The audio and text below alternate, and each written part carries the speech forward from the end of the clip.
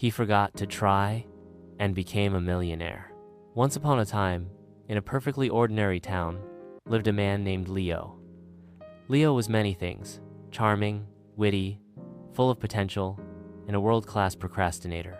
If procrastination were an Olympic sport, Leo would not only win gold, but delay showing up to the ceremony, make a last-minute speech, and forget the medal on the podium. To Leo, procrastination wasn't a problem.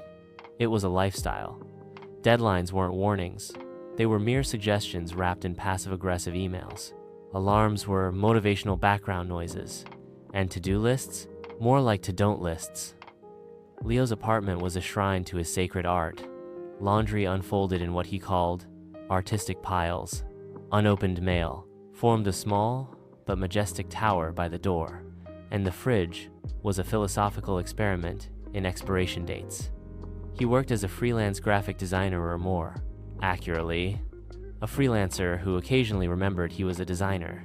His clients stayed for his talent, left because of his timing, then returned out of morbid curiosity. Everything changed, or began to change.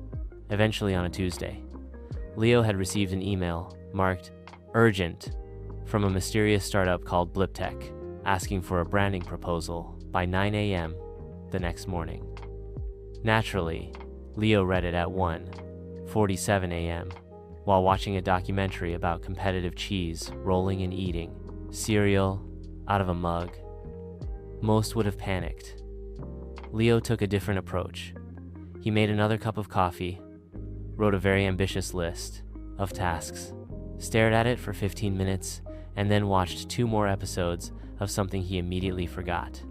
At 5:12 a.m., with a presentation due in less than 4 hours, Leo entered what he called the panic zone, a magical state where stress, adrenaline, and desperation brewed into something that almost looked like productivity. He designed a logo that accidentally looked like a QR code. He wrote a mission statement that may have been plagiarized from a fortune cookie. He even slapped together a pitch deck using clip art and screenshots from old sci-fi movies. He submitted it at 8:59 a.m. exactly. Then he slept for 14 hours. When he finally checked his email 3 days later, Leo found a reply from BlipTech.